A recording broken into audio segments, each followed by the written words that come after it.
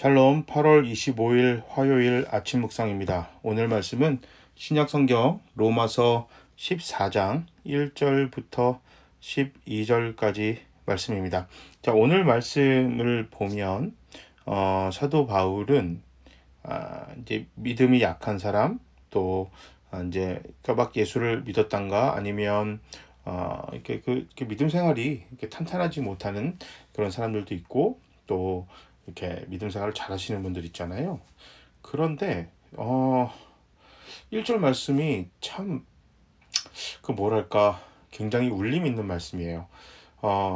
견해를 논쟁거리로 삼지 마라. 견해를 논쟁거리로 삼지 마라. 적지 않은 게 아니라 너무나 많죠. 믿음이 이렇게 약하다고 우리가 평가받는 사람들의 견해는 무시되어지거나 그들의 생각, 우리와 생각이 좀 다르다거나 아니면 당연히 나올 수 있는 궁금증이나 질문들이 있을 수 있거든요. 근데 그게 논쟁거리로 삼거나 어떤 평가의 기준으로 삼는 그런 것들이 있죠. 근데 오늘 사도 바울이 1절부터 4절까지 또 오늘 본문 전체 내용에서 그렇게 하면 안 된다는 거예요. 우리가 각 그 때에 맞춰서 그가 생각하고 또 행동하는 모든 거 다를 수밖에 없다. 그 당연한 것이다라는 거예요. 음, 교회를 처음 가면요. 아니 그러니까 이게 그 예수를 처음 믿은 게 아니라 그냥 교회라는 곳을 제가 다니던 교회가 아닌 새로운 교회를 처음 가면 화장실을 찾아가는 것조차도 낯섭니다. 이게 지금 틀릴 수 있거든요. 달라요. 내가 다니던 교회랑 익숙하던 거랑.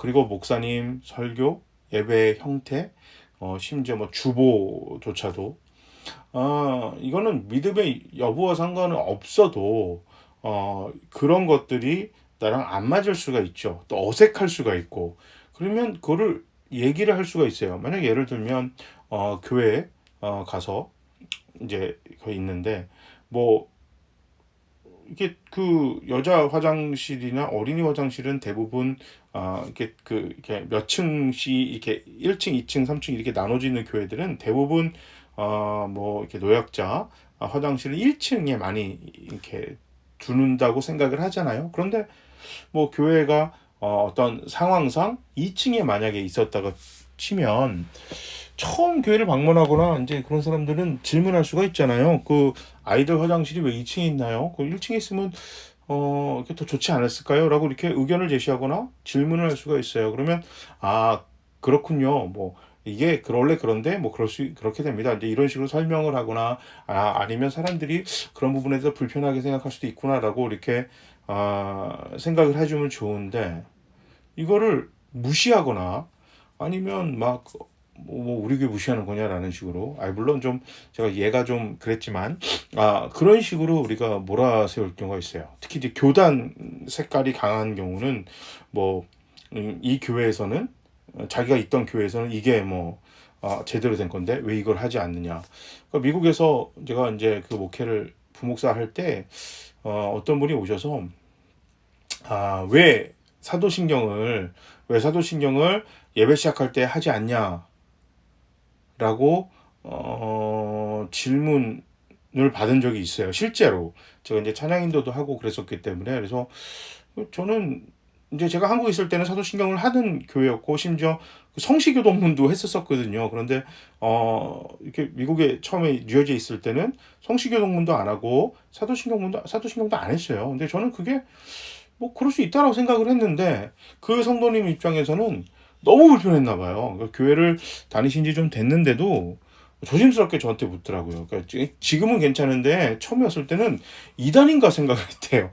그러니까 사도신경과 성시교독이 없다는 이유만으로 교회가 이단인가라고 생각하고 또 이걸 가지고 나는 목회자들은 아니지만 목장 리더라든지 이제 뭐 이렇게 주변 사람들과 심지어 뭐 아내분이랑 같은 교회 다녔었으니까 근데 그 아내분은 자기는 괜찮다라고 생각을 했는데 그 남편분은 무조건 있어야 된다 그래서 두 분이 부부싸움도 하고 막 그랬다는 얘기를 듣고 그럴 수가 있구나. 그럴 때 좀 친절하게 설명을 하거나 아니면 이게 꼭 필요하지 않다라는 거를 설명을 하되 사람들이 그거를 불편하게 생각할 수도 있구나라고 알고 있는 건 되게 중요하다 생각을 하는데 이게 논쟁거리로 삼거나 무시하거나 그 사람을 판단의 도구로 삼아서는 절대 안 된다. 사도 바울이 그렇게 한 이유는 뭐냐? 이게 잘못하면 율법을 신봉하는 그 주의로 이렇게 빠져들기가 쉬운 거죠.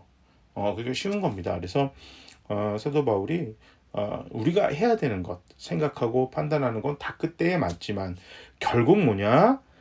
이게 우리가 사나 죽으나 주님의 영광을 위해서 하는 것이다. 주님의 영광을 위해서 하는 것이다. 그러니까 하나님께 영광 돌리기 위해서 우리가 하는 것을 잊지 마라 라는 것을 하는 거거든요. 그러니까 하나님의 영광이 뭐죠? 피조물들이 사람들이 하나님으로 찬양하는 거예요.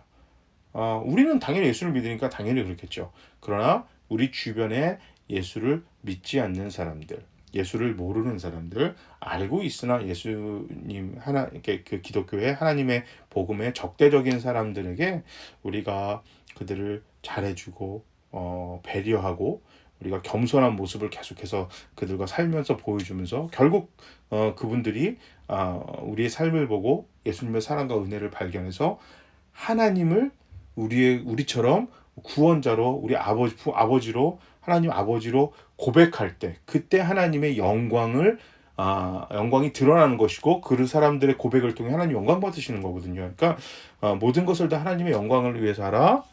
복음을 전할 생각을 가지고 말을 하고 행동을 하라. 세상을 위해서 너희가 그 사람들을 배려하고 판단하지 마라. 이게 참 사도 바울이 같은 맥락으로 계속 이야기를 합니다. 율법을 지키는 어떤 그런 율법주의에 빠지면요, 누가 주체가 되냐? 우리죠. 세상을 위해서 율법을 지키는 게 아니라 우리의 신앙을 지키기 위해서, 교회를 지키기 위해서, 전통을 지키기 위해서 우리가 좋은 것을 하는 거예요. 남을 배려는 그 다음 문제고. 그러나 세상을 위한 율법이라는 거는 세상에 하나님의 사랑을 지키기 위해서 하는 거기 때문에 누군가를 판단하고 누군가랑 경쟁을 하고 논쟁을 하는 게 아니라 다 그 사람들 이해하고 배려하고 하나님의 예수님을 닮아가는 그런 장성한 사람까지 성장할 수 있도록 우리 함께 노력하고 기도하는 것이 중요하다. 사도 바울이 그 이야기를 했습니다. 제가 한번 기도하겠습니다. 하나님, 이게 참 그렇습니다. 이렇게 믿음이 연약한 사람들을 도와준다는 명목으로 그 사람들의 생각이나 견해를 무시하거나 또 나와 생각이 다르다고 논쟁하기가 쉽습니다. 또 같은 교회끼리 저 교회와 우리 교회가 색깔이 다르다는 이유만으로 판단을 하거나 무시하거나 괄시하거나 싸우거나 하는 그런 경우가 왕왕 일어나지만 앞으로는 그런 일 없도록 하나님 우리 교회와 성도님들이 그런 일 없도록 서로가 서로를 배려하고 어떻게 하면 하나님의 사랑을 전할 수 있을까 함께 고민하고 함께 손잡고 함께 노력하는 우리 모두가 되게 하시옵소서. 우리 주님 예수 그리스도의 이름으로 기도합니다. 아멘. 이게 장마가 끝나고 무더위가 왔어요. 또 태풍이 온다고 하는데 여러분한테 건강하시고 코로나19만으로도 힘들지만 또 이런 힘든 것들을 통해서 하나님 하시는 또 은혜가 있고 지나가면 더 크게 하나님 우리에게 축복하실 줄 믿습니다. 자, 모두 힘냅시다. 화이팅!